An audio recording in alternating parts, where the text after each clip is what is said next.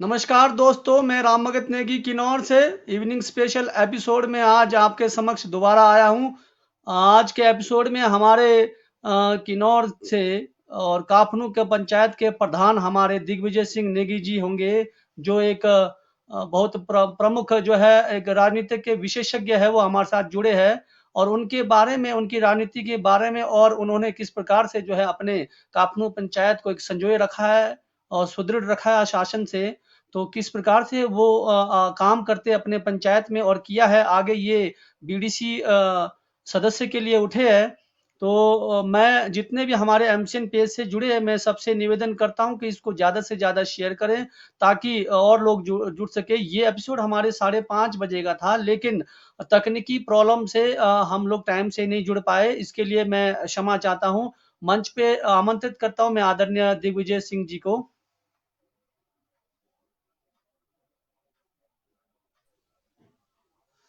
नमस्कार सर, आपका MCN Facebook page में स्वागत है जी। आप सभी का बहुत बहुत धन्यवाद जी। सबसे पहले तो आपकी पूरी टीम को मुझे इस लाइव प्रोग्राम में देने के लिए, समय देने के लिए और मौका देने के लिए आप सभी का मैं तहे दिल से शुक्रिया करता हूं।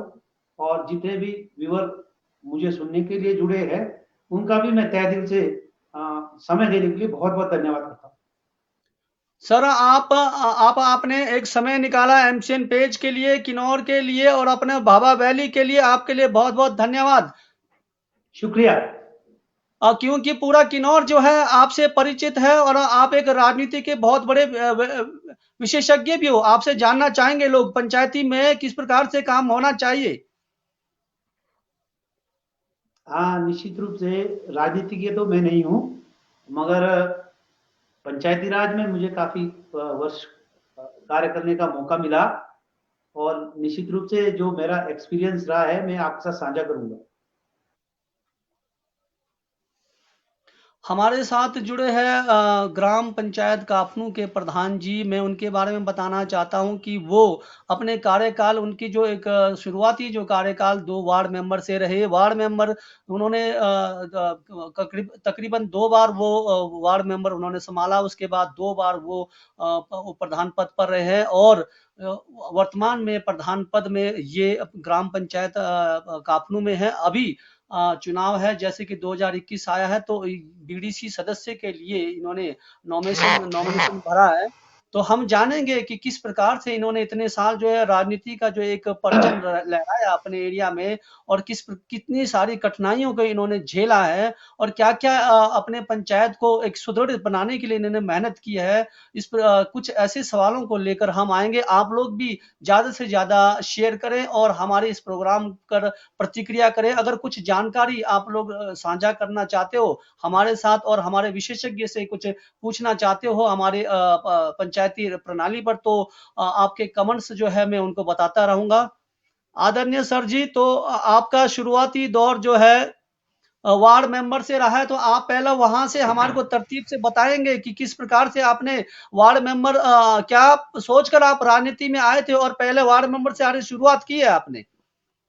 हाँ जी, राम भगत जी, सन 1995 में मैं डिग्री कॉलेज सोलन ग्रेजुएशन का फाइनल ईयर का पेपर दे रहा था। उसी टाइम जी 1995 में ये जो हमारा पंचायती राज एक्ट के बाद पंचायतों का प्रथम चुनाव हुआ था। तो मैं जी गांव में वैसे ही आ गया था, थोड़ा पंचायती राज का इंटरेस्ट था मेरा।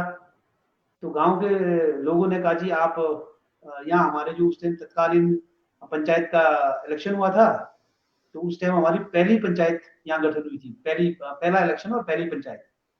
तो उसमें अच्छा जी जी। एक कैंडिडेट था जो बीडीसी में भी जीत गया था, पंचायत में भी जीत गए थे। तो उन्होंने पंचायत छोड़ दी, तो फिर उसके बाद बाई इलेक्शन हुआ जी, 1996 में।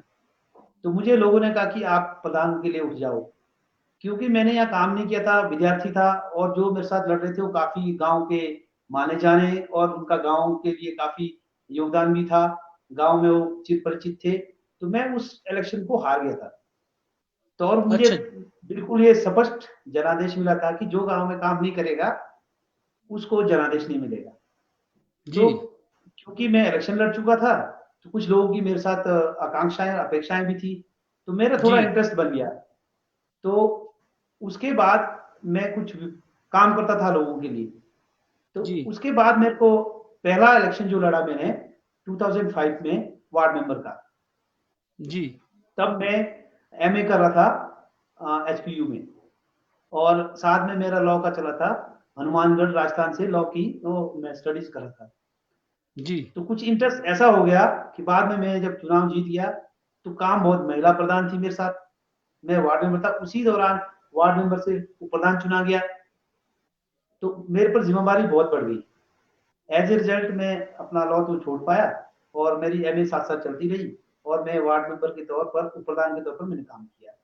तो इन उसी बिटवीन मेरे को मेरे साथ जो काम कर रही थी प्रधान थी, वो किन्हीं कार से सस्पेंड हो गई, और मुझे 2 साल का प्रधान का कार्यभार पूरा संभालने का मौका मिला। और वो पीरियड मेरा जो था, गांव में कुछ काम हो गए तो लोगों की आकांक्षा और बढ़ गई। फिर जब जी, 2010 में चुनाव हुआ, 2010 में यहाँ हमारे फिर अगेन लेडीज रिजर्व आई, तो लोगों ने मुझे दोबारा उसमें डाल दिया, उप प्रधान बना दिया। आप नहीं, जो जी, मैं जिला परिषद के लिए भी लड़ा, लेकिन जिला परिषद के लिए मेरे गांव वाले ने मुझे जानबूझ के हराया, भाई इसको जिला जी, परिषद में नहीं भेजना, इसको गांव में ही रखना। अच्छा, तो जी, जी, आप जी, यकीन नहीं करेंगे, मेरे जी, पंचायत में लगभग 600 वोटर थे, उसमें से मुझे जी, 150 भी नहीं पड़ी जिला परिषद जी, के लिए। जी, जी, वेयर एज उप प्रधान के लिए मेरे को बम्पर वोट पड़ गए, जी, जी, जी, 70% मेरे को उप प्रधान के वोट पड़ गए, और जी, जी, जी, जिला परिषद के लिए मेरे को 150 रुपए पैक कर दिया। तो लेकिन जी, गांव का जनादेश था, फिर मैंने उसको सरमाथे में लिया, और मैंने दोबारा उप प्रधान का काम किया। और वो उप प्रधान का काम बहुत चुनौतियों भरा रहा, कुछ हमारे यहाँ लोकल इश्यूज हो गए, बहुत ज्यादा बढ़ गए, पंचायती राज की शक्तियों का प्रयोग किया, तो कुछ लोगों को रास नहीं आया, कुछ प्रशासन में अधिकारियों को भी रास नहीं आया, कुछ जी, राजनीतिक कार्यों को भी, जो हमारे बहुत बड़े बड़े नेता होते, उनको भी रास नहीं आया। तो काफी कुछ जी, झेलना पड़ा। तो उसके बाद मैं फिर 2015 में प्रधान का इलेक्शन लड़ा। 2015 में मुझे डिस्क्वालीफाइड किया गया, एक एनक्रोचमेंट का चार्ज बनाया गया।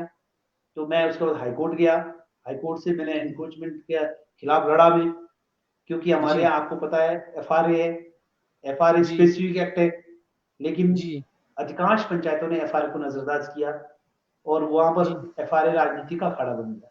लेकिन मेरे जी, गांव में एफआरए में काफी काम हुआ, और मुझे उसका फायदा भी हुआ। एफआरए जी, के तहत फिर मेरे को सिंबल मिला, जी, इलेक्शन लड़ा, और भगवान की मेहरबानी से, लोगों के आशीर्वाद से फिर जीत गया। जी, तो वो जो केस है अभी तक सब जुडियस है। अभी मैं दोबारा समिति में लड़ रहा हूँ, तो समिति जी, में भी मैं जितना समय दे सका उतना जरूर दूंगा, और वहां अगर मैं मुझे जीत मिलती है, तो ये एक पक्का निश्चित है कि मैं समिति का जो है नक्शा और कार्य और जो दुरुस्त और चुस्त बनाना वहां जरूरी है। आपको पता है, पंचायत समिति का एक की रोल है। आपको इससे जो 73वें संशोधन से पहले पंचायत समिति को ब्लॉक डेवलपमेंट कमेटी कहा जाता है। आज भी लोगों में बीडीसी पंचायत समिति कोई नहीं बोलता है, आज भी बीडीसी जी, बोलता है। जी, जी, बिकॉज जो कमेटी है, उस टाइम जब ये पंचायत राज एक्ट इन्फोर्स नहीं था, उस वक्त इसको ब्लॉक डेवलपमेंट कमेटी कहा जाता है। तो ब्लॉक लेवल में जितने भी डेवलपमेंट वर्क होते हैं, इवन जितने भी जो आपका ब्लॉक लेवल का कोऑर्डिनेशन होता है, वो सारा का सारा जी, बीडीसी को होता है, जो आज की डेट में जी, पंचायत समिति है।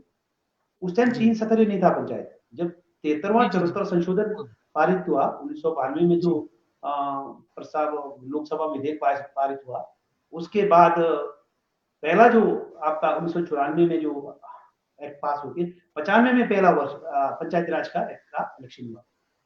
उससे पहले जो पंचायतें थी, डायरेक्टरी प्रिंसिपल ऑफ स्टेट अनुच्छेद 40 के तहत जैसा सरकार चाहे पंचायतें वैसा चलाए, ऐसा हमारा जी एक पंचायत राज की व्यवस्था थी। उस टाइम एक पंचायत होती थी, उसमें न्याय पंचायत होती है, कार्यक पंचायत होती है। आज की डेट में पंचायत में सब कुछ है, लेकिन 3 स्तरीय है। दुर्भाग्य से जो हमारा जो फर्स्ट स्टायर है, पहला चरण, वहां तो काम हो रहे हैं, काम हो भी रहे हैं, चल भी रहे हैं, लेकिन जो हमारा मिडल स्टायर है वो डी फंक्शन हो चुका है। वहां अधिकारियों की बहुत ज्यादा मोनोपोली, कर्मचारी की जी बहुत ज्यादा मोनोपोली। कितने प्रधान तो जी ऐसे बेचारे हमारे, उनकी उदासीनता के कारण से फेल हो जाते हैं। लोग बोलते हैं पंचायत में प्रधान ने कुछ नहीं किया, लेकिन मुझे पता है वो कुछ करने दे तब तो करेंगे ना।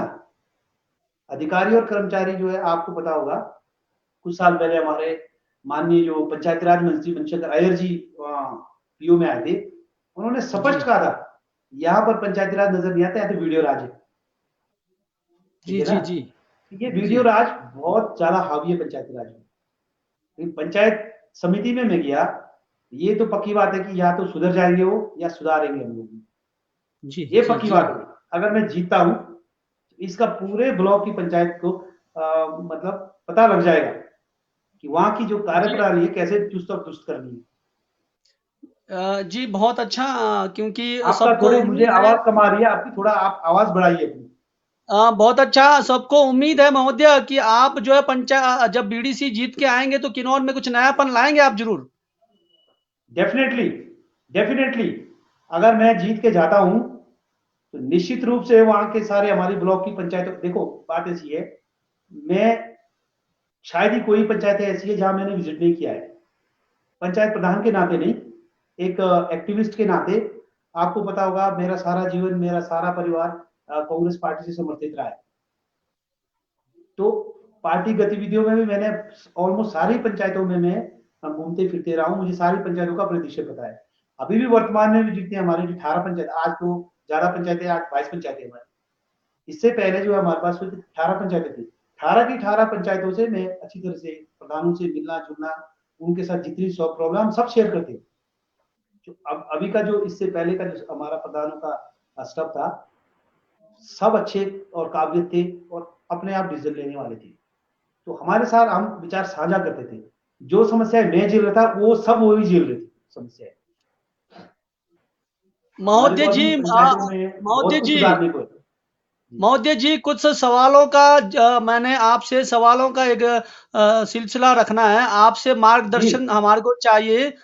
जी आपने आपने अपने पंचायत में बहुत अच्छा बेहतरीन काम किया है।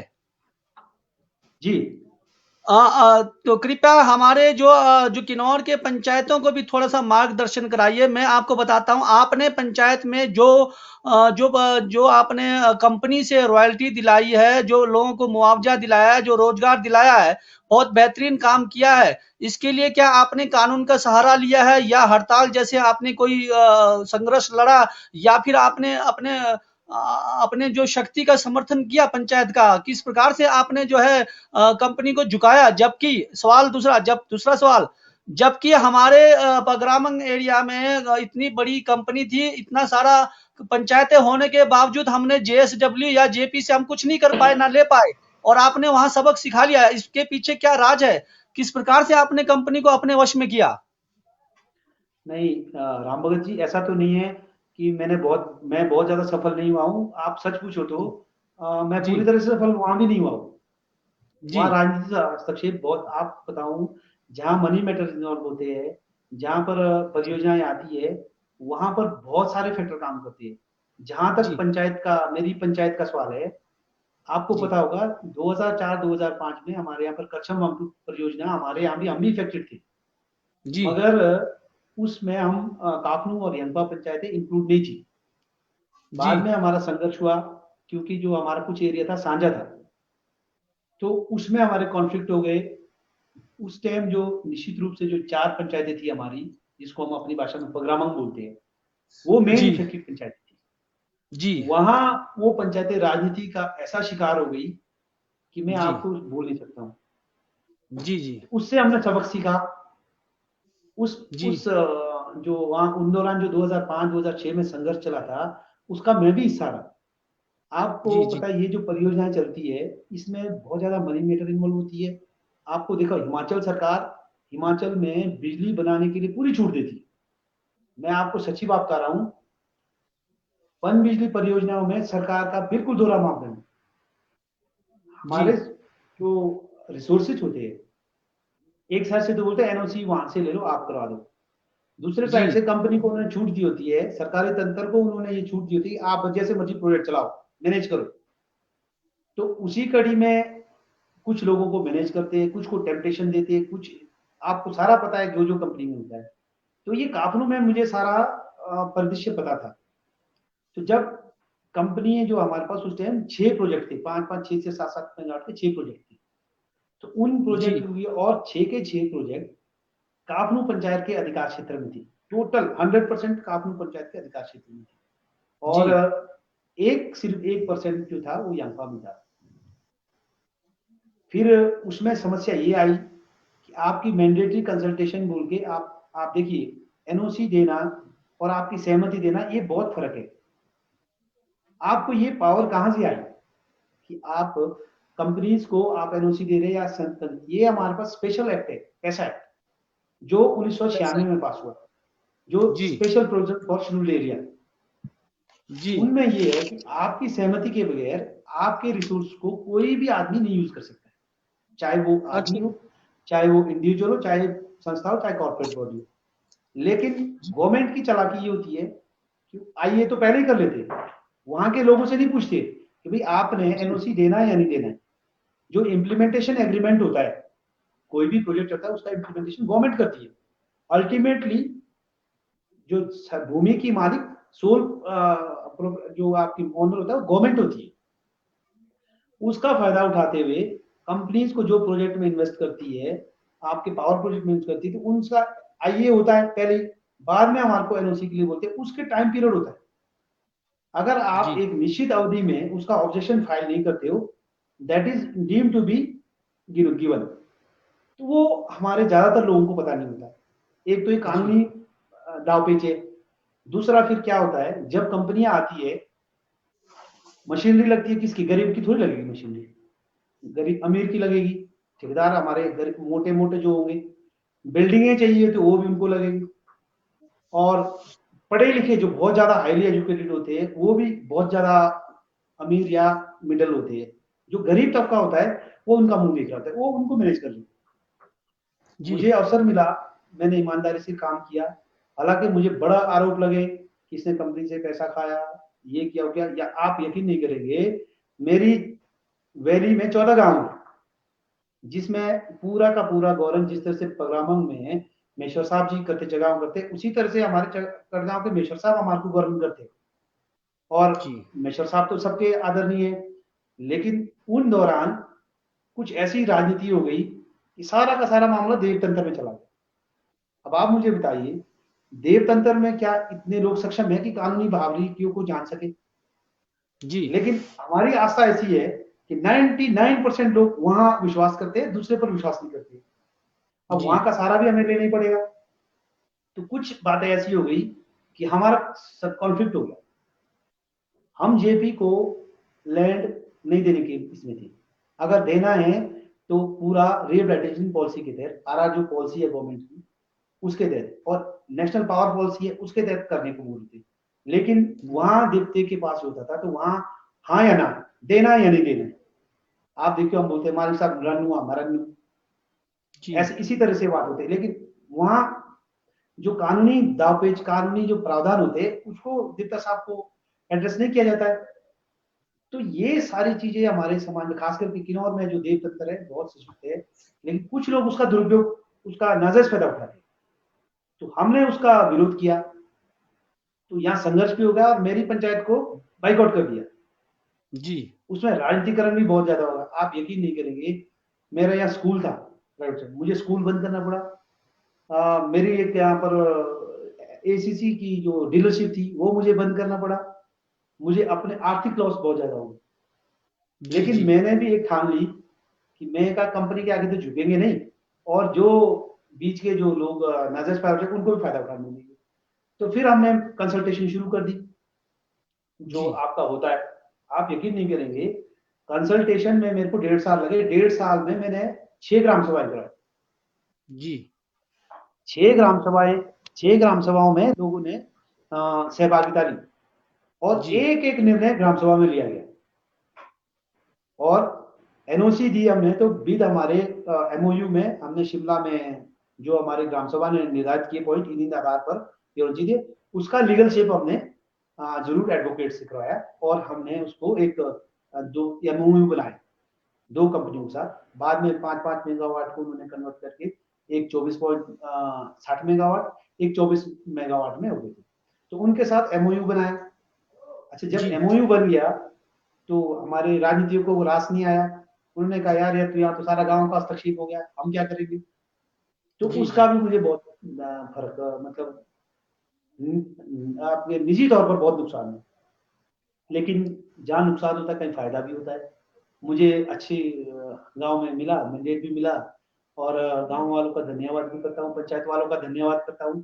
कि मुझे जो है लगातार 3-4 बार उन्होंने मैंडेट दिया कंसिडरेटली काम किया आगे भी काम करेंगे अगर मौका मिला तो निश्चित रूप से अगर ऐसा मौका मिला मुझे ब्लॉक लेवल में लीड करने का तो निश्चित रूप से मैं और पंचायतों में मेरी जरूरत होगी तो अगर उनको जरूरत होगी तो मैं पूरा अपना सहयोग दूंगा प्रधान जी, लगभग आपको अपने पंचायत काफनू में कितने साल हो गए राजनीति के क्षेत्र में उतरे हुए?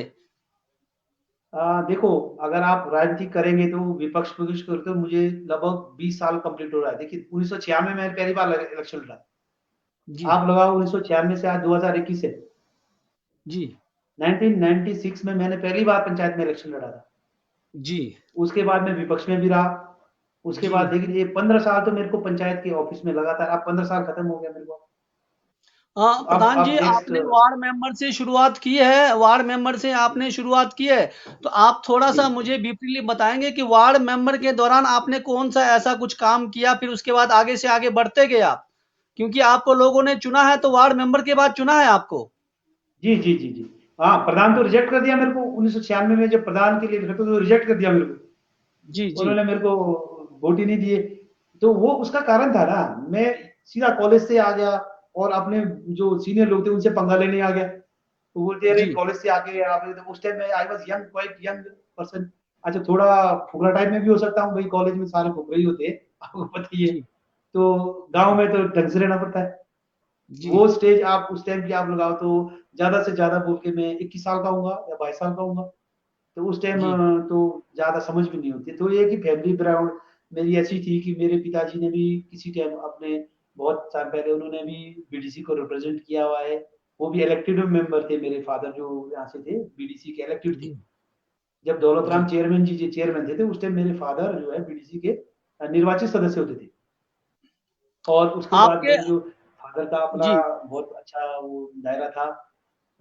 मेरे जो भाई बहन और मेरे जो फैमिली है वो उनका भी काफी बहुत बड़ा रोल है मुझे यहाँ तक पहुंचाने में और उनका अपना दायरा बहुत बड़ा है परिवार एक एजुकेशन की दृष्टि से बोलो आप या फिर एक अपने मेरे जो दादाजी थे वो भी भेड़ पालक थे तो अपने आप में थोड़ा सा परिवार की बैकग्राउंड भी ठीक रही थी ऐसा नहीं कि मैं अपने कारण से रहा जब कुछ उसके प्रधान बाद फिर जी। गांव में जो सबसे ज्यादा क्रेडिट तो मैं गांव वालों को देता हूँ जिन्होंने एक बार रिजेक्ट करने के बाद मुझे ऐसा एक्सेप्ट किया कि 15 साल लगातार एक्सेप्ट किया प्रधान जी, आपने अपने कार्यकाल में गांव में क्या-क्या महत्वपूर्ण काम किए जो लोग अभी तक आपको राजनीति में बिठाए रख रहे?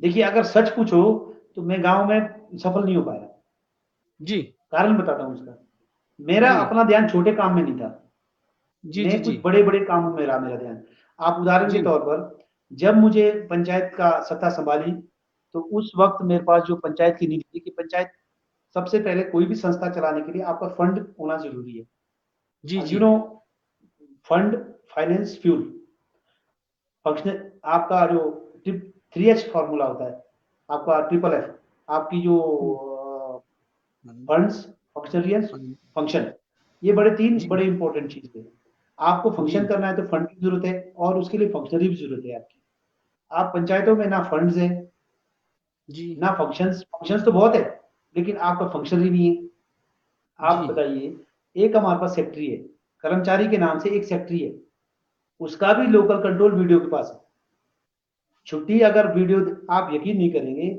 ऐसी स्थिति थी कई बार हम पंचायत में सारे लोग मीटिंग में बैठे थे, तो हमको पता लगता है आज तो सेक्रेटरी साहब है नहीं है, छुट्टी चली गई। ये दयनीय अच्छा। हालत पंचायत की।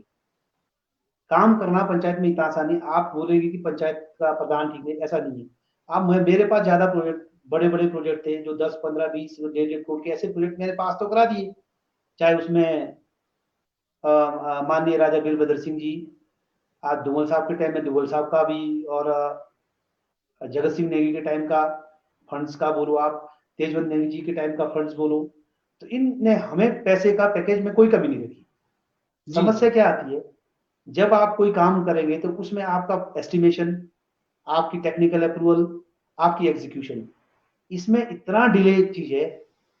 महीनों में तो जेई आदमी नहीं आता है हमारे। एसडीओ साहब तो रिकॉम्पियो में बैठते हैं, एक्सिन साहब जी बैठते हैं शिमला। तो जी आप बताइए इस अवस्था में काम कैसे होंगे पंचायतों के? जी पैसे जी आपके जी पास है, लेकिन जी आप उसको खर्च कर देंगे, तो खर्च करने का तो ड्यू प्रोसेस है उसका। आप कोई आप 20 लाख की बिल्डिंग बना रहे हैं आप, फॉर एग्जांपल। जी आप 20 लाख की बिल्डिंग के लिए आप मस्टोल में तो नहीं कर सकते उसको। आप मस्टोल लगा दिया जी, वो काम करेंगे, वो तो स्किल्ड वर्क है, उसका जी टेंडर या कोटेशन नहीं करना पड़ेगा। उसकी प्रोसेस है, ड्यू प्रोसेस है। आपने देखा होगा बहुत से पंचायत के हमारे प्रधान लोग हैं, वो इन्हीं कारणों से सस्पेंड हुए या रिकवरियां हुई है, कि जो प्रोसीजर मिस्टेक होती है। जी जी अगर आपको सही में काम कराना है ना जी, तो आपके पास टीम चाहिए। आपके पास एटलीस्ट टेक्निकल असिस्टेंट आपके पास पूरा होना चाहिए, जो टेक्निकल का काम कर सके। सेक्रेटरी आपके पास एट ए टाइम बैठा होना चाहिए। आप सेक्रेटरी की हालत देखिए, जहां कोई काम नहीं होता है सरकार का, वो सेक्रेटरी के पास। कभी आप बीएलओ बना दिया, कभी उसको, कभी इलेक्शन ड्यूटी लगा दी, कभी सेंसस ड्यूटी लगा दी। आप बताइए, आज की डेट में हमारी जो किन्नौर की पंचायत है, सिर्फ 200 पंचायत की धाराएं, 200। आप किसी प्रधान से पूछना, अब कितने प्रधानों को ये पता है कि 200 धाराएं, कितने रूल्स है, मैं नहीं इस पे बात करूंगा। लेकिन जिनने देखा होगा, उसमें से सिर्फ हम एक धारा में काम कर रहे हैं, धारा 23, सिर्फ एग्जीक्यूशन। आप बताइए, पंचायती राज का जो कॉन्सेप्ट है, स्वशासन। स्वशासन का मतलब है हमारा अपना शासन। शासन आपका है तो प्रशासन भी आपका होना चाहिए। अब एक कैसे संभव है, आप बताओ। सरकार, हिमाचल में सरकार चलाए, कोई भी सरकार है आज की डेट में, बोलते हो अगर माननीय मुख्यमंत्री जयराम जी यहाँ सरकार चलाए और कर्मचारी दिल्ली के हो, तो काम चलेगा? It is practically not possible. It is practically not possible. जो जिसके अंतर, जहाँ काम जो सरकार है, उसी के कर्मचारी उसके अंतर्गत होने चाहिए। आप दिल्ली में क्या महो कॉन्फ्लिक्ट है? जी, महोदय जी, महोदय जी, जी माना कि आपने कहा कि इस प्रकार के हमारे को दिक्कतें आती है, तो उस समय आप कैसे निपटते थे? किस प्रकार की कार्रवाई करते थे आप? बीडीओ हो गया, अब सेक्रेटरी हो गए, या फिर आप बैठे रहते थे कि उनके नहीं आ रहे तो भई छोड़ दिया भरोसे राम भरोसे नहीं काम? नहीं नहीं नहीं नहीं, कि आपने मेरे आगे साथ का जो कोई भी कार्रवाई किया है मेरे आपने? साथ जो भी सेक्रेटरी ने काम किया है, मैंने उनकी ठीक क्लास ली हुई है। और मैं, देखिए, आप किसी से भी, आप अगर आप मेरे बारे में जाना हो, तो मेरे को तो लड़ाकू बोलते, जी, जी, चाहे जी। वीडियो ऑफिस, चाहे एसडीएम ऑफिस, चाहे डीओ, मेरे को बोलते इसे फाइटर। मैं जी, तो जी। लड़ झगड़ के काम कराता था, जो मर्जी हो जाए। समाज के लिए, गाँव के लिए, समाज के लिए लड़ना बेहतर है सर। बिल्कुल नहीं। मेरे साथ जो टीम रही है, 4-5 सेक्रेटरियों ने मेरे साथ काम किया है। भले ही वो उन दौरान प्रताड़ित रहे होंगे, भाई प्रधान जी प्रशासन बहुत ज्यादा काम देते हैं। आप यकीन करेंगे, आप किसी से पूछना, मेरा डेली ऑफिस लगता है, डेली कम से कम 4 घंटा मैं डेली पंचायत में बैठता हूँ, फाइलें चेक करता हूँ।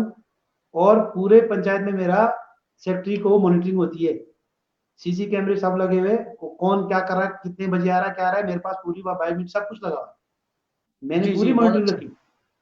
इसके जी, बावजूद भी जी। मैं पूरा सफल नहीं हुआ। आप ये सोचिए कि पंचायती राज की हालत कितनी दयनीय है। और ये चीजें मैं किसी भी प्लेटफॉर्म में, मुझे इन जो 15 साल की जो अवधि है, इन दौरान मैंने नेशनल, स्टेट, जितने कई प्लेटफॉर्म में मैं, मुझे गवर्नमेंट ने नॉमिनेट किया, प्रशासन ने नॉमिनेट किया, मैं ये आवाजें उठाते रहा हूँ हमेशा, कि हमारे को स्टाफ दो पूरा। आप सेक्रेटरी तो कम से कम हमारे पास होना चाहिए एट ए टाइम, 6 के 6 दिन। जी। अब आप बताइए, जब सेक्रेटरी हमारे आदमी ने, आप खुद सोचो, आपने कोई घर में कर्मचारी रखा हो काम करने के लिए, उसकी छुट्टी आपका पड़ोसी दे रहा हो, आप कैसे काम जी, करेंगे उससे? क्या ये ये बड़ी व्यवस्था प्रैक्टिकल अभी बातें बता रहा हूँ अभी मैं भी, आपको। क्या ये व्यवस्था अभी भी ऐसी बनी है कि सेक्रेटरी को जो है छुट्टी जो है वीडियो ऑफिस से आता है? 100% कानून बना है, लोकल कंट्रोल वीडियो साहब के पास दिया हुआ है, आपका टेक्निकल असिस्टेंट है, सैलरी इवन वो देते। आप बताओ, जिसका जो खाना देगा ना, गुण तो उसी के गाएगा, आदेश जी भी उन्हीं जी का सुनेगा। कोई भी आदमी है, जी जी आपके 4 बच्चे हो, 4 बच्चे को में जी। से आप एक बच्चे को बिल्कुल नहीं देते हो, तो जो बच्चा आप देते हो आपकी वो सुनेगा। ये एक आपके लिए सवाल डिसिप्लिन है आया हुआ रिश्वत है, है जी। आपके लिए सवाल आया हुआ है जी कि अगर आप बीडीसी बनते हो तो अगर आप बीडीसी बनते तो आपका विजन काफनों और नाथपा गांव पर क्या होगा, ब्लॉक लेवल पर किस प्रकार से आप काम करेंगे? देखिए, जो मेरा निर्वाचन क्षेत्र जो नाथपा और काफनू है, अगर मुझे जी इसमें वहां के लोगों का जनादेश मिलता है, तो मैं दोनों पंचायतों की जनता को ये विश्वास दिलाना चाहता हूँ कि मैं आप बिल्कुल आपकी आशाओं पर खरा उतरूंगा और दोनों पंचायतों का पूरा जो समन्वय है स्थापित करूंगा। जो पंचायत, देखो काम तो पंचायत नहीं करना है, अल्टीमेटली बीडीसी ने नहीं करना है। बीडीसी तो एक ब्रिज है, पंचायत की क्या समस्याएं हैं और वीडियो ऑफिस से उनको कितना कॉपरेशन मिल रहा है, वो हमने करना है। अगर उनको वीडियो ऑफिस से कॉपरेशन नहीं मिल रहा हो, तो डेफिनेटली हम उसमें मॉनिटरिंग रखेंगे। और पंचायतें, हाँ इतना जरूर है, जो पंचायतें काम कर रही है, देखिए जनादेश पंचायत प्रधान उप प्रधान मेंबर को अपनी पंचायत संभालने को मिला होता है।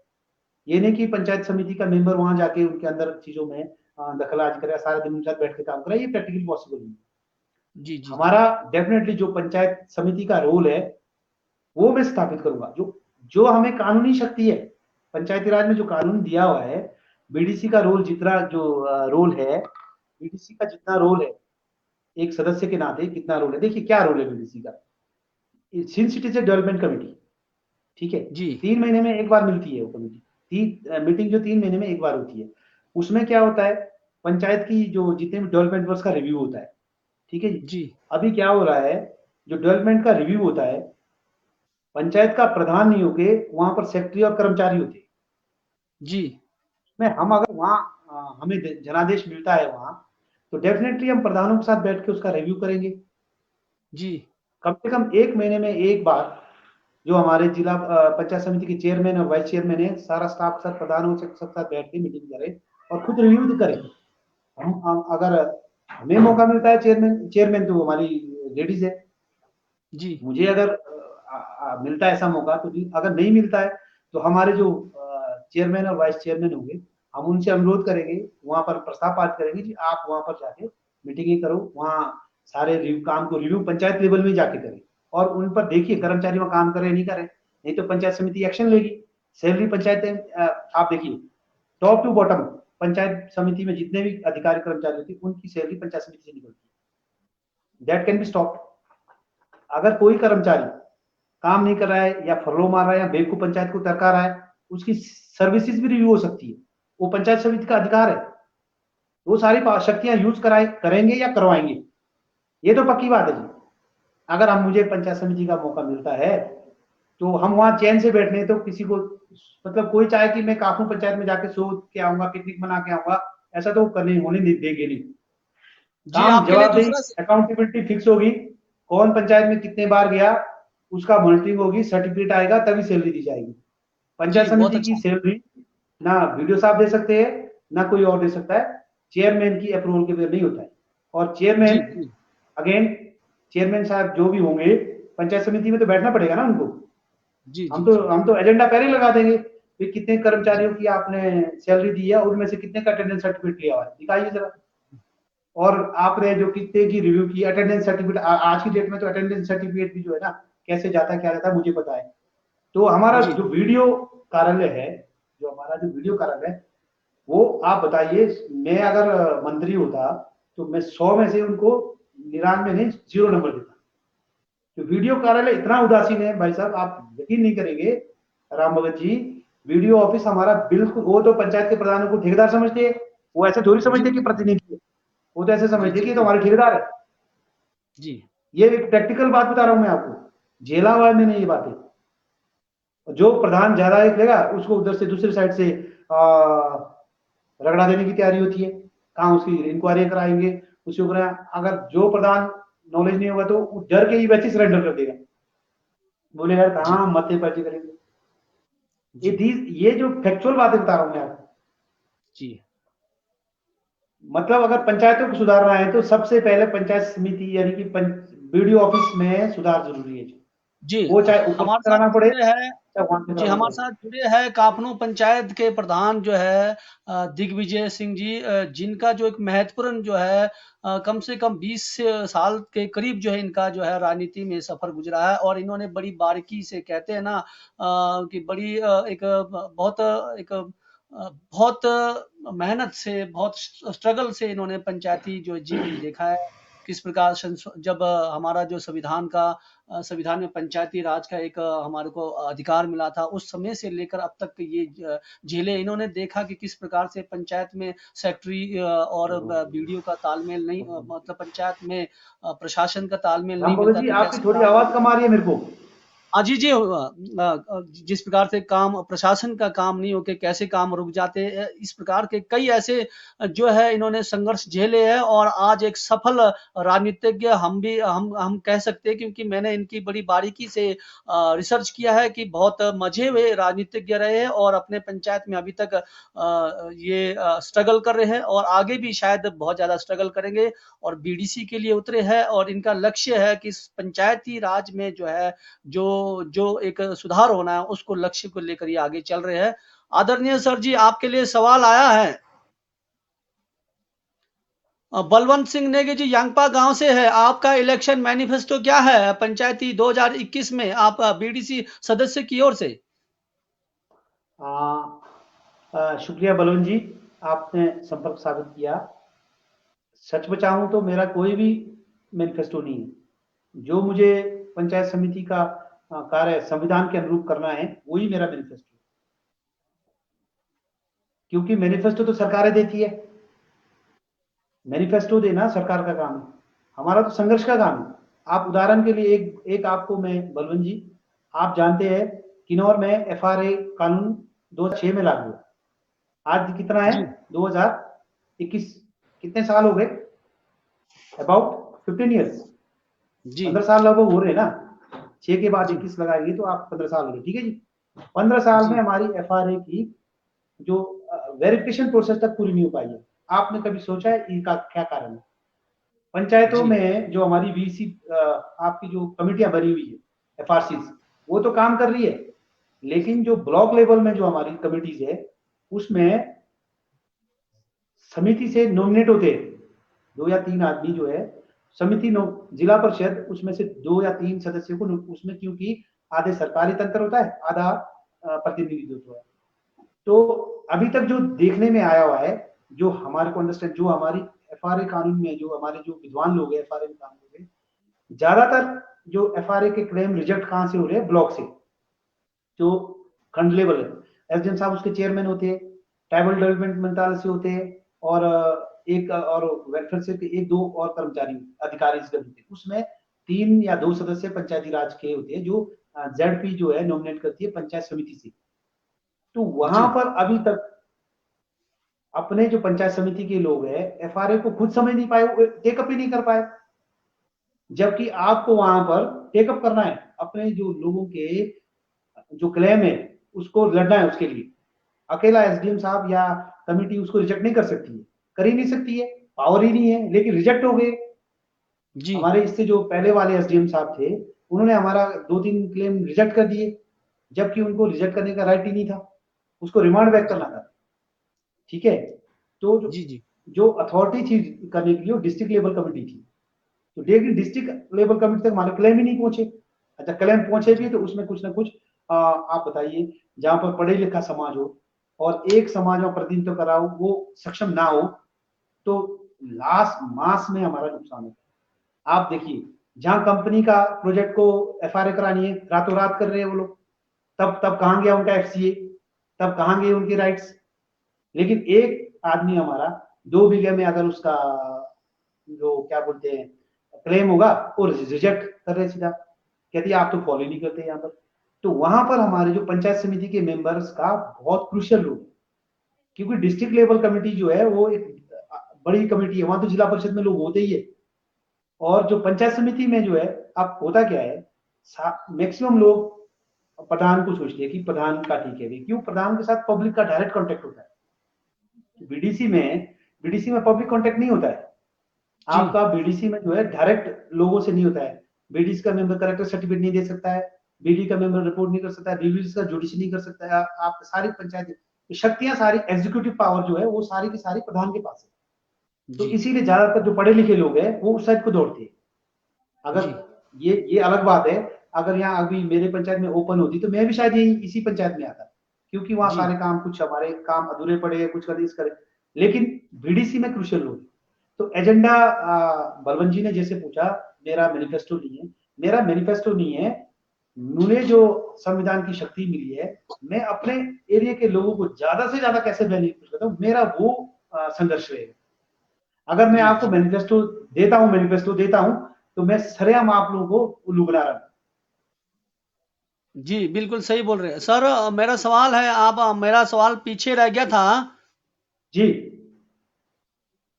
हम लोग इफेक्टेड एरिया में आते हैं, आप भी आते हैं। आपने तो इफेक्टेड एरिया का जो अपना संघर्ष करके आप जो लड़के ले रहे हो, आप जनता को हक दे रहे हो, लेकिन हमारे जो पगरामंग एरिया का जो इफेक्टेड एरिया है, अभी तक हम कोई भी बेनिफिट नहीं ले रहे हैं। तो इसके लिए हमारी प्रधानों को क्या करना चाहिए कि हम सारी चीजें ले, हम नजदीकी जो हमारे जेएसडब्ल्यू आदि कंपनी है।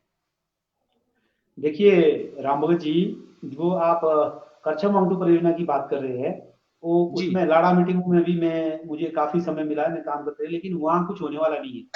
आपको जी पता होगा, सारा का सारा जो सेटलमेंट है वो डायरेक्टरेट ऑफ एनर्जी शिमला में होता है, वो सारा सेटलमेंट वहां से होके आ रहा है। तो हमारे वहां पर जो उपायुक्त महोदय है या हमारे एसडीएम साहिबान है, तो वो उन पर भी एक ऊपर से दबाव होता है कि सरकार से भी इसको इस तरह से करो।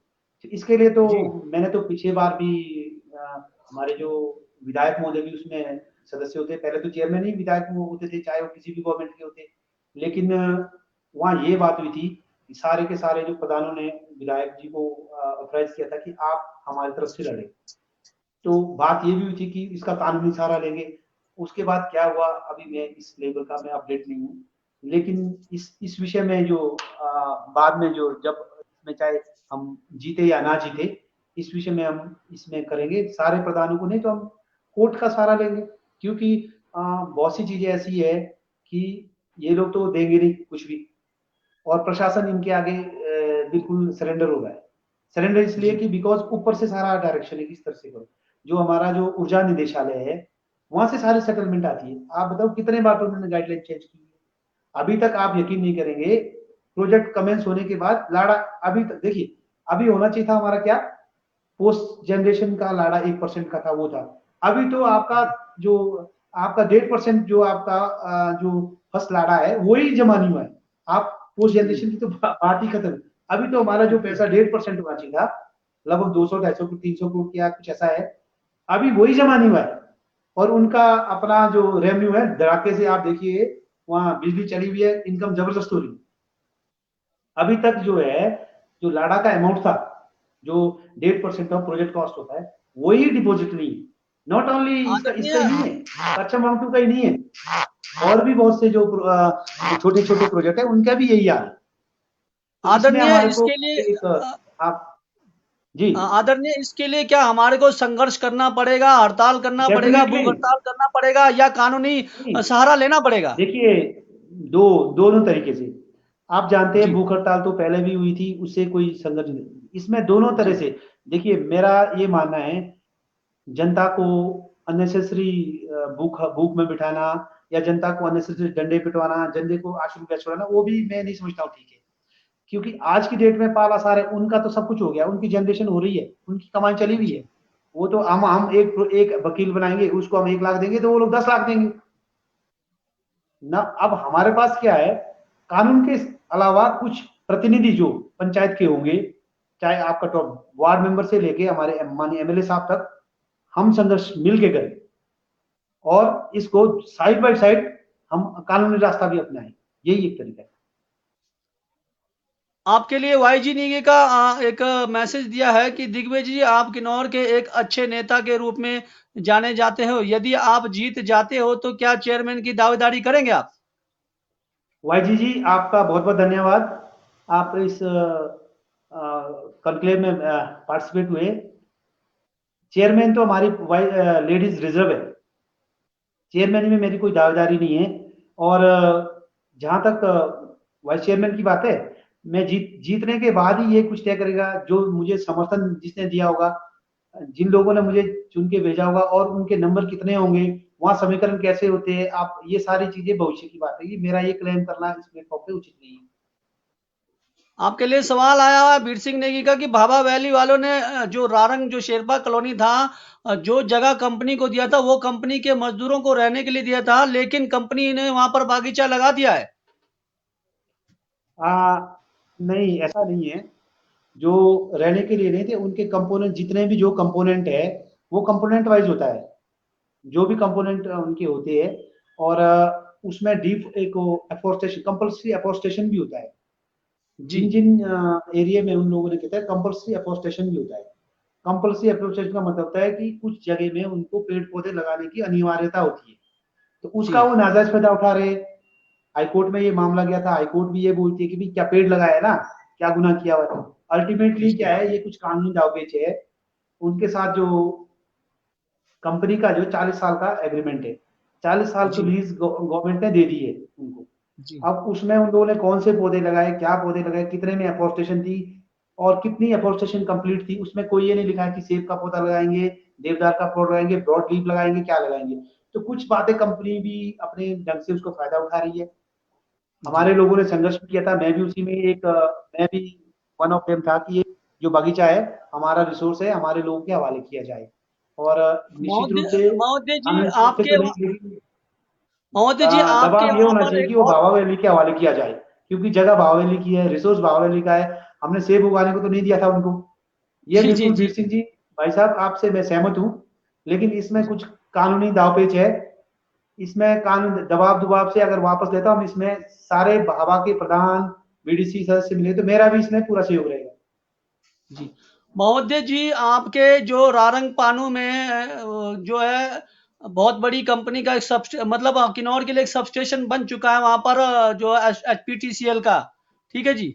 जब एचपीटीसीएल जगह ले रही थी तो पूरे भावा वैली ने एक हड़ताल किया था, और फिर समझौता हुआ था कि आपको जो भावा वैली के लिए 22 केबी में मतलब जो टावर के द्वारा लाइन देंगे। तो क्या कंपनी वालों ने आपको टावर के द्वारा लाइन बिछा दिया? अभी तक नहीं बिछाया सर। ये हमारे साथ एक एग्रीमेंट हुआ है, वो वहां से जो मेंबर टेक्निकल होते हैं शिमला में, जो इनके जो बिजली बोर्ड से जो होता है, उन्होंने लिखित रूप से दिया हुआ है। हम करेंगे, शायद ये कर भी रहे होंगे। नहीं अगर करते तो फिर हम उसका कानूनी रास्ता अपनाएंगे। नहीं, अभी तक तो कोई ऐसा उन्होंने काम किया नहीं है। मैंने काफ़ी नहीं देखा काम कि कोई देखिए, टावर का तो 22 केवी का जो क्योंकि अब बनाने तो में अब फंड इन्वॉल्व। क्योंकि अब वो जनरेट नहीं हो चुका है, अब सब स्टेशन तैयार हो चुका है। नहीं नहीं नहीं, एक्चुअली क्या है, वहां से काफ आप जो हमने सिलेक्ट, तीनों पंचायतों ने सिलेक्ट की थी, काफनू में सब स्टेशन बनना है। बिकॉज वहां पर जब सर्दियों में बरसात में वहां का लाइन टूट जाती है, इस करके उन्होंने हमें लिख के दिया हुआ। मेंबर टेक्निकल जो शिमला में बैठते हैं इनके ना, डायरेक्टर जी, जी, टेक्निकल, जी। उन्होंने लिख के दिया है कि इसको बनाएंगे और बजट में प्रोविजन में रख रहे हैं। शायद 1-2 साल में बनना चाहिए। जी, जी। चलिए देखते हैं, क्योंकि समझौता आप लोगों ने किया है, पूरा वैली वालों ने। आपके लिए सवाल है। जी नेगी मुनीष जी निगुलसरी से कहते हैं कि प्रधान जी आपके क्षेत्र रारंगपानो में एक गौशाला है, उसके बारे में बताएंगे। बहुत ही जो है अनदेखा किया जाता है वहां पर, जो है लाशें पड़ी होती है पशुओं की, और कोई केयर नहीं होता है। बाकी इतनी सारे वैली है आपके पंचायत में, कोई केयर नहीं करता, ना कंपनी केयर करती है। इसके विषय में क्या कुछ कहेंगे आप? मुनीष जी नमस्कार। आपसे मुझे कभी रूबरू होने का मौका नहीं मिला, लेकिन मैं आपके बारे में जानता हूँ। और आप इस गोरक्षक या इसमें काम कर रहे हैं। जहां तक रारंग पनूंग का सवाल है, एक पीछे हमारा एक मीटिंग हुई थी प्रशासन के स्तर पर। वो लोग एक गौसदन बनाना चाह रहे थे, और हमारा जो वैली ने उसको रिजेक्ट किया था। रिजेक्ट इसलिए किया था, हमारी वैली के लोगों का ये अंदेशा था कि पूरे किन्नौर का मवेशी वहां आएंगे, और हमारे पास जो पास्चर है लिमिटेड है। अब आप बताइए, हमारा पास्चर जितना था उसमें ज्यादा पास्चर तो कंपनी ने ले लिया। लिमिटेड घास है, लिमिटेड जगह है, बाकी जो डंकार है, तो उसमें हमारे जो भाभा के माल मवेशी जो है ना वहां से आप बताएं, सर्दियों में ज्यादातर बाघ मवेशी हमारे वहीं होते हैं। ठीक है जी। कुछ एक दो गौशालाएं हमारे बनी हुई है, वो इन्हीं के अंडर की थी। एक पहले एमओयू था इनके साथ, शुरू में जो एमओयू नहीं था, एक एग्रीमेंट था। हमारी जो रारंग की कमेटी है, पास्चर कमेटी है, उन लोगों ने देवते साहब के बैनर तले एक एग्रीमेंट हुआ है कि इसका रख रखाव उस टाइम तत्कालीन जेपी कंपनी करेगी। तो इसमें वो उनका जो है अब प्रॉपर मल्टी नहीं कर रहे हैं, वो उसमें काम नहीं कर रहे हैं। इसमें हम तीनों पंचायतों ने सोचा हुआ है, और तीनों पंचायतों ने कहा कि हम या तो पंचायत के हवाले कर दिया जाए, जी, हम जी। अपने पंचायत लेवल से सोचेंगे इसके बारे में हमने क्या करना है। मगर गत पिछले साल जब बर्फ पड़ी थी, रिकांगपिओ में जितने भी जानवर मवेशी लाए के उन्होंने वहां छोड़ दिया रावणपल्ली में, और सारे के सारे मर गए। वहां पशु को चारा नहीं होता है, चारा के लिए पैसे कहाँ से आएंगे, एक बात। दूसरा, चारा वहां पशुओं को कौन देख रेख करेगा। ये अगर सोसाइटी बनाते प्रॉपर, उसका मेंटेन हो, ऑडिटेबल हो, कितना पैसा कहाँ से आया, कहाँ से किया। आप अगर हमारे लोग सब यहाँ जो है भेड़ बकरी पालक है, वो लोग भी गाय भी पालते हैं, कृषि सारे के सारे कृषि प्रोफेशन में है। तो जानवर पालना सर्दियों में बड़ा हेडेक होता है। हमारे लोग जी, ऐसे नहीं है कि गाय रख दी उसको भूखे मार दिया, हमारे लोग नहीं है, हमारे गॉड फीलिंग लोग हैं। अगर वहां जाके घास का स्टोरेज नहीं होगा तो जानवर तो मरेंगे ही। आज की डेट में भावा से ज्यादा बाहर का जानवर वहां लाके लोग छोड़ रहे हैं लोग वहां पे।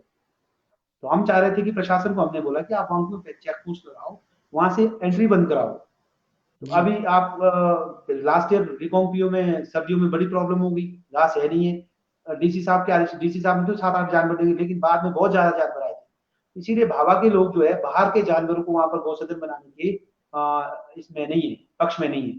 तो इसी जी, के अनुरूप जो आके जो प्रतिनिधि है वो भी उनसे सहमत है। हम गौशाला बनाना चाहते हैं कि हम अपने अपने इससे बनाएं। सरकार हमें ग्रांट नहीं दे पंचायत को, ताकि हम वहां पर घास का स्टॉक रखें, पानी भी का रखें, और कुछ लोगों को हम रोजगार दें वहां पे। ऐसे नहीं कि गौ जी। सदन बनाए हमारा लाशें पड़ रही है, तो वो तो एक किस्म से इंसानियत के खिलाफ है। तो जल्द ही आप इस पर कार्रवाई करेंगे। हमें आशा है कि उस गौशाला का सुधार होगा, और ताकि आवारे पशु जो है वहाँ पर अच्छे और तरतीब से रह सके।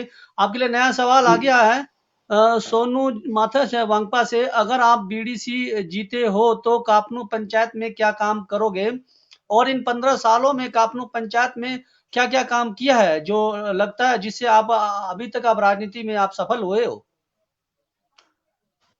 देखिए माता जी, काफनू में मैंने क्या क्या काम किया है ये तो मैं आपको गिना नहीं पाऊंगा। काफनू की जनता जानती है क्या काम किया। अब इतना मेरे पास डिटेल भी नहीं है कि मैं अपनी उपलब्धि बता सकूं। मैं पहले ही बोल चुका हूं कि मैं बहुत ज्यादा सफल नहीं रहा हूं। और जी, आने वाले समय की जो बात आप बीडीसी में तो मेरा अपनी पंचायत को जो काफनू और नागपा पंचायत की जो बात है, जो मैंने समस्याएं झेली है वो मेरी पंचायतों को झेलनी नहीं पड़ेगी, इस बात का मैं आश्वासन देता जी। हम अंतिम पड़ाव की ओर जा रहे हैं। ये 1 घंटे का एपिसोड है, हमारे पास 8-10 मिनट और है सर। आप अपने जो सदस्य बीडीसी सदस्य में उठे हैं और आपके जो वार्ड आते हैं, उनके उन जनप्रतिनिधियों को आप कुछ कहना चाहेंगे अपनी ओर से मैसेज। हूँ। मैं यही कहूंगा जी, मेरे जो दोनों ग्राम पंचायत नाटपा और ग्राम पंचायत काफू के जो माननीय जो सदस्यगण है, जो भी पंचायतों में निर्वाचित होकर आए हैं, ईमानदारी से काम करिए। आप ये टारगेट लेके चलने की जरूरत नहीं है, ये काम मेरे से करूंगा या मैं ये कर पाऊंगा। आप ईमानदारी से काम करिए। आप एक बेस्ट गुड प्रशासन दीजिए अपनी पंचायत में। आप एक विकास का मतलब ये नहीं कि आपने बिल्डिंग खड़ी कर दी, रास्ते बना दिए। अगर आप लोगों में चेतना लाते हैं, लोगों में आप एक बदलाव लाते हैं, और आप पंचायत में एक देखिए, सरकार हमारी साफ सुथरी होनी चाहिए, आपके लिए तत्पर होनी चाहिए। वहां एक लगे कि पंचायती कार्यालय है, ऐसी व्यवस्था लोगों को दे दीजिए। बाकी काम कुछ होते हैं, कुछ रह जाते हैं, आप अपनी ईमानदारी से काम करिए। मेरा यही उनको सुझाव रहेगा। और वहां के जो मतदाता उनसे हाथ जोड़कर मेरा विनम्र निवेदन है कि मुझे एक बार अवसर दे। तो आप निश्चित रूप से मेरा समय आपके लिए, मेरा तन मन धन आपके लिए होगा। आपके लिए सवाल आया हुआ है, थोड़ा आपने पढ़ना इसको। हितेंद्र सुंदर सिंह सिंह नेगी नेगी। जी है। हितेंद्र सिंह नेगी है, जनप्रतिनिधि के अधिकार से जब भी कोई गलती होती है प्रशासन से, तो जनप्रतिनिधि उसका विरोध होता है, लेकिन बहुत से संवेदनशील मामलों में, जिसमें यौन शोषण भी शामिल है, प्रशासन अपना काम दुरुस्त करती है, लेकिन पार्टी के नाम पे ये राजनीतिक गुट के कारण सच को कहीं दफनाया जाता है। अगर आप विजय होते तो आपकी पार्टी राजनीति से उपटकर क्या सच का साथ देंगे? हाँ, हितेंद्र सिंह जी नमस्कार। निश्चित रूप से जो आपका यौन शोषण है वो एक हमारी समाज में कलंक है, धब्बा है। इसके खिलाफ तो पंचायत में हूँ चाहे नहीं हूँ, मैं डेफिनेटली खिलाफ हूँ। और आपको पता नहीं, यहाँ का पता नहीं होगा, जितने भी मेरे पास यहाँ पर आपके डोमेस्टिक वायलेंस एंड जो सेक्सुअल हरासमेंट के केस मेरे पास आए थे, तो मैंने उसमें बड़े बोल्ड स्टेप लिए हुए। और उसमें मैंने इतने यौन शोषण के तो अभी तक मेरे पास मामले इतने बहुत ज्यादा नहीं आए जिससे कि पता लगे। ज्यादातर डोमेस्टिक वायलेंस में हमारी महिलाएं प्रताड़ित होती थी, तो बहुत से लोग हैं उनका मैंने यही सेटलमेंट किया था। बहुत से लोग ऐसे आते, मैंने तो यहाँ पर ही अपने पंचायत में केस लगाए। आपके जो क्या बोलते हैं, वेलफेयर वेलफेयर नहीं, जो आपका जी जिसमें हमारे आंगनबाड़ी कार्यकर्ताएं होती है, जिसमें सुपरवाइजर उसमें होते हैं, और पुलिस को दोनों को बिठा के पंचायत में और केस लगा के मैंने सेटलमेंट किए हुए। और जितने सेटलमेंट किए वो बिल्कुल सेटल्ड है, और जितने सेटलमेंट किए वो टोटली सेटल्ड है। उसके बाद उसमें कोई वायलेशन नहीं हुई है। मतलब मैं बहुत बड़े बोल्ड, बहुत से लोग तो मेरा इसीलिए विरोध करते हैं कि ये बड़ा बोल्ड और स्पष्ट है, जो गलत है तो गलत मुंह पे बोल देगा। जी जी। मेरा ये मानना है जाते जाते जी मेरा बोलिए ये बोलिए मानना सर। है कि हमें सत्यमेव जयते के सिद्धांत पर चलना चाहिए, और किसी के साथ भी इनजस्टिस नहीं होना चाहिए। चाहे हम मेरा ये मानना है, जिस कुर्सी पे आप बैठे हैं उसको सुशोभित करना चाहिए, उसको कलंकित नहीं करना चाहिए। जी और सभी जाते प्रतिनिधियों का जाते ऐसा ही होता है। प्रधान जी, जाते जाते मैं आपको एक छोटी सी रचना और छोटी सी कविता सुनाऊंगा। जी आपने उस पर गौर फरमाना, आपने ये क्या सत्य है या हकीकत है। विषय है चुनाव आया। चुनाव आया, सबने अपना कुनबा बनाया। चुनाव आया, सबने अपना कुनबा बनाया, सबने अपना योजना बनाया, जनता को घर घर जाकर सुनाया। किसी ने सड़क का महत्व दिया, किसी ने पानी को महत्व दिया, किसी ने शिक्षा और स्वास्थ्य को महत्व दिया। ये चुनाव के दौरान देखिए क्या ब्यूटीफुल। क्या होता है। चुनाव जी आया, सबने अपना कुनबा बनाया, सबने अपना योजना बनाया, जनता को घर घर जाकर सुनाया। किसी ने सड़क को महत्व दिया, किसी ने पानी को महत्व दिया, किसी ने शिक्षा और स्वास्थ्य को महत्व दिया। आगे देखना, जनता ने भी जनता ने भी अपनों को समर्थन किया। जनता ने भी अपनों को समर्थन किया। कोई भाई आया, कोई साला आया। हाँ, कोई भाई आया, कोई साला आया। विकास को दरकिनार कर विकास को दरकिनार कर चुनाव में उसे आगे बढ़ाया। रिश्ते जोड़ जोड़ कर सबको अपना इतिहास बताया। रिश्ते जोड़ जोड़ कर सबको अपना इतिहास बताया। कोई पार्टी के भरोसे उठे, इस चुनाव में कोई पार्टी के भरोसे उठे, पक्ष विपक्ष के यहां सवाल उठे। कोई पार्टी के भरोसे उठे, पक्ष विपक्ष के सवाल उठे। कुछ जनता बोतल मुर्गे के लिए तरसे। हाँ, कुछ जी जनता बोतल मुर्गे के लिए तरसे। उम्मीदवारों के जेब से आजकल नोट खूब बरसे। हाँ, उम्मीदवारों के जेब से आजकल नोट खूब बरसे। विकास बेचारा कहीं चुप हो गया। विकास बेचारा कहीं बेचारा चुप कहीं हो चुप हो गया। गया, ब्यूटीफुल। रिश्तों कुटुंबों में विकास में बट गया, और मुर्गा बोतल में दब गया। विकास बेचारा कहीं चुप गया, ये छुप गया। तो क्या ये सच है महोदय कि रिश्ते नाते ज्यादा देखते हैं और विकास को हम दरकिनार कर देते हैं? नहीं, कहीं ना कहीं तो समाज का एक विकृत रूप तो है ही है। जी पंचायत जो कोई भी इलेक्शन है, नंबर गेम होती है। कई जी बार ऐसा हो जाता है कि नंबर गेम जो है ना, भाई भाई भतीजावाद पर, जातिवाद पर, कुनबावाद पर चलता है। ये भी एक हमारे जी समाज का आईना है। लेकिन मेरा जी ये मानना है कि वोट जब देता है, मैं भी एक वोटर हूँ, मैं भी एक वोटर जी हूँ। मैं अपना वोट दूंगा जी तो मैं गुड गवर्नेंस के लिए दूंगा। विकास जी एक अपनी जगह में, मैं चाहता हूँ कि पंचायत के लोग गुड गवर्नेंस दे। मैंने इतने साल गुड गवर्नेंस पे फोकस किया है। जी, गुड गवर्नेंस होगा। आप देखिए, मैं बहुत ज़्यादा आपको सपने दिखाऊँगा, मैं ये करूँगा, वो करूँगा। देखो पंचायत में कितना संसाधन तो सारे सरकार के होते हैं। आप सरकार में जी, कितना बंदर-बाँट होता है, आप जानते हैं। पार्टी जी, जिसकी सरकार होती है, उनके प्रधानों को ही सारा मिलता है, दूसरे कई प्रधानों को तो वहाँ हवा लगने नहीं देते हैं। तो जी, मेरा ये कि पंचायत में गुड गवर्नेंस होना चाहिए। जी, आपका जितना कुछ कर रहे हैं, वो बहुत बढ़िया तरीके से करें। आप ₹100 का काम करें, तो ₹100 में से ₹80 का काम तो कम से कम हो। जी, जी, जी, मेरा ये मानना है। क्वालिटी वर्क हो, आप जो बना रहे हैं, उसमें कम से कम 10 साल कोई रिपेयरिंग के लिए ज़रूरत ना पड़े। जी। मेरे पास जितने काम हुए होंगे, कम हुए होंगे, लेकिन क्वालिटी वर्क हुए होंगे। और हमारे साथ इतना हमारे साथ जुड़े हैं ग्राम पंचायत कापनू के प्रधान आदरणीय श्री दिग्विजय सिंह जी, जिन्होंने कहा कि जो पंचायत में जो चुनाव होना चाहिए, गुड गवर्नेंस के लिए जो वोटिंग होना चाहिए, और ये जो मुर्गा मुर्गा बोतल रिश्ते नाते से हटकर जो हमारे एक सुदृढ़ शासन के लिए वोट होना चाहिए।